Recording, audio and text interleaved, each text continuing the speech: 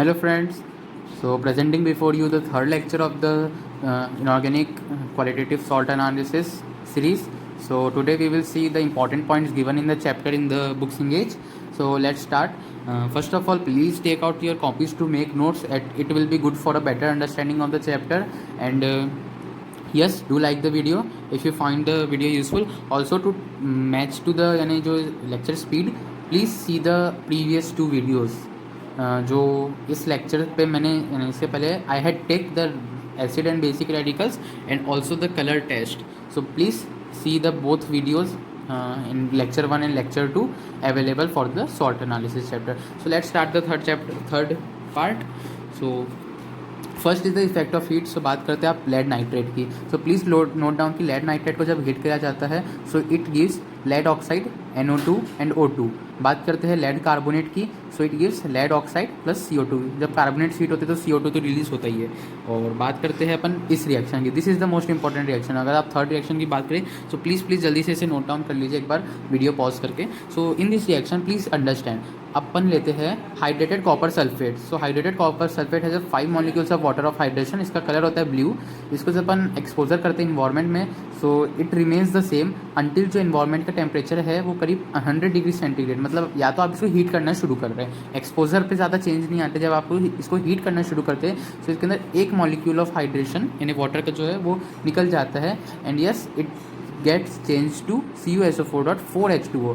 तो इस केस में क्या हुआ, इसका कलर में थोड़ा वाइटिश अपीयरेंस आना शुरू हो गया. बात करते हैं जब आप इसको 230 डिग्री सेंटीग्रेड पे हीट करते हैं, मतलब आपने टेम्परेचर और बढ़ा दिया है, तो इसका पूरे के पूरे मॉलिक्यूल्स उड़ जाते हैं and it becomes white in colour. और ये कहलाएगा आपका anhydrous copper sulphate. Anhydrous, it is hydrated and it is anhydrous. बात करते हैं जब आप इसको 720 डिग्री पे हीट करने ले जाते हैं तो ये जो है इसमें से SO2 रिलीज हो जाती है. आपके पास बचता है कॉपर सेकेंड ऑक्साइड. सेकेंड मतलब इसके ऊपर +2 चार्ज है. आप इसको बैलेंस करके देख सकते हैं. ऑक्सीजन पे 2- तो इसके ऊपर 2+.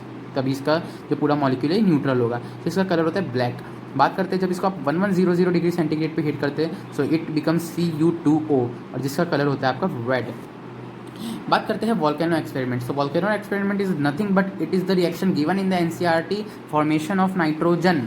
ये प्रिपरेशन ऑफ नाइट्रोजन है from ammonium dichromate. So ammonium dichromate को आप हीट करेंगे तो आपको क्या मिलेगा, नाइट्रोजन मिलेगा. साथ ही साथ मिलेगा क्रोमियम थर्ड ऑक्साइड. क्रोमियम का इसके ऊपर +3 चार्ज है. ऑक्सीजन पे -2. So 2x - 6 = 0. So x = 3. Please comment अगर आपको ऑक्सीडेशन चार्ज नहीं निकालते आता है. I will take a session on it. तो बात करते हैं जो क्रोमियम थर्ड ऑक्साइड है इसका कलर होता है आपका green colour. Please note down chromium Cr2O3 का ग्रीन कलर होता है और यही जो है इसको वॉल्केनिक एच दिखा के इस बुक में वॉल्केनो एक्सपेरिमेंट बताया गया है. बात करते हैं रिंग टेस्ट की. सो रिंग टेस्ट होगा आपका क्या ना NO के लिए आपका प्रेजेंस के लिए चेक किया जाता है. जो इसके अंदर FeSO4 के साथ रिएक्ट करवाते हैं तो इसके अंदर नाइट्रोसोफेरस सल्फेट की एक ब्राउन रिंग बनती है टेस्ट ट्यूब में. इसके अंदर अपन डाइल्यूट HCl भी लेते हैं एज अ रिएजेंट.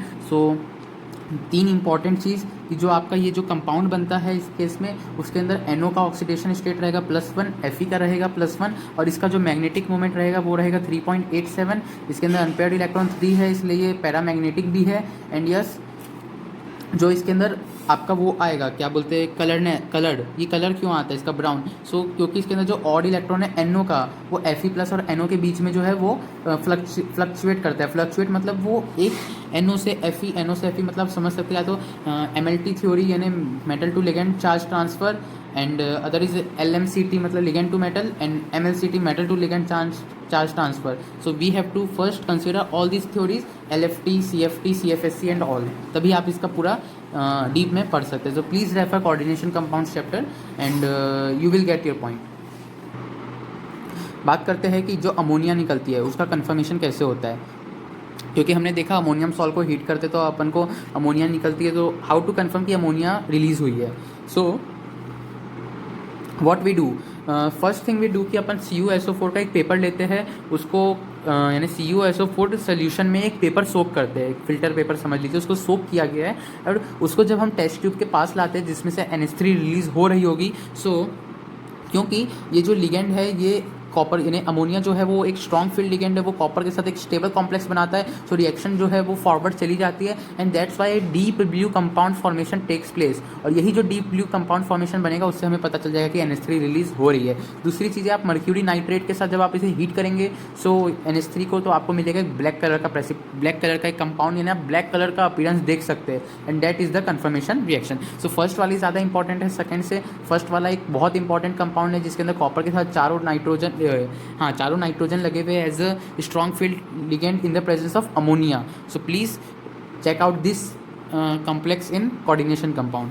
बात करते हैं इस पॉइंट की, seventh point, please note down all nitrates and nitrites on reduction will give ammonia. जितने भी नाइट्रेट्स है उसके लिए अपन लुकास रिएजेंट यूज़ कर सकते हैं। एक अच्छा अपना रिड्यूसिंग एजेंट है Zn और HCl के साथ, ये नेटिव हाइड्रोजन देता है। जो ये हुए हमारे नाइट्रेट, इसको जब हम इसे रिड्यूस करेंगे तो आपको अमोनिया मिल जाएगा। ये हुए हमारे नाइट्रेट्स, इसको आप रिड्यूस करें so you will gate ammonia.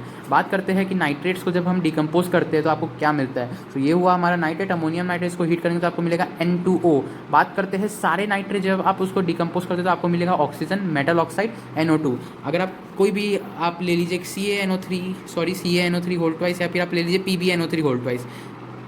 सो ये क्या कहता है, आपको ऑक्सीजन मिलेगा, ओके ये वाला, ओके ऑक्सीजन मिलता है, मेटल ऑक्साइड PbO मिलता है, NO2। सो अभी हमने पिछले पेज पे देखा था, यस इट्स करेक्ट। और बात करें इन तीनों की, सो प्लीज़ इन तीनों को नोट डाउन कर लीजिए, ये तीनों ही सिर्फ एक आपके लिए एक्सेप्शंस है। So please note down this, बाकी सबके केस में फॉलो होगा, एक ऑक्सीजन निकलेगा, ये मेटल ऑक्साइड और NO2। बात करते हैं nitrites on decomposition give nitrogen. जितने भी नाइट्राइट्स है यानी आपके NO2 वाले केस के, वो सारे के सारे नाइट्रोजन देते ही है, बस ये आपको जो है N2H5NO2 ये आपको हाइड्राजोइक एसिड देता है। सो वेल ये मॉलिक्यूल इतना पॉपुलर नहीं है कोर्स में, बट ये जरूर मालूम होना चाहिए कि HN3 जो होता है वो हाइड्राजोइक एसिड होता है। बात करते हैं प्रॉपर्टीज़ ऑफ NH3, तो NH3 बेस होता है इसलिए एसिड के साथ रिएक्ट करता है। बात करते हैं कि जो NH3 है वो NaOHCl और NH3 रिएक्ट करते हैं ताकि वो NH2 बनाए, and this is the important compound hydrazine, known as hydrazine.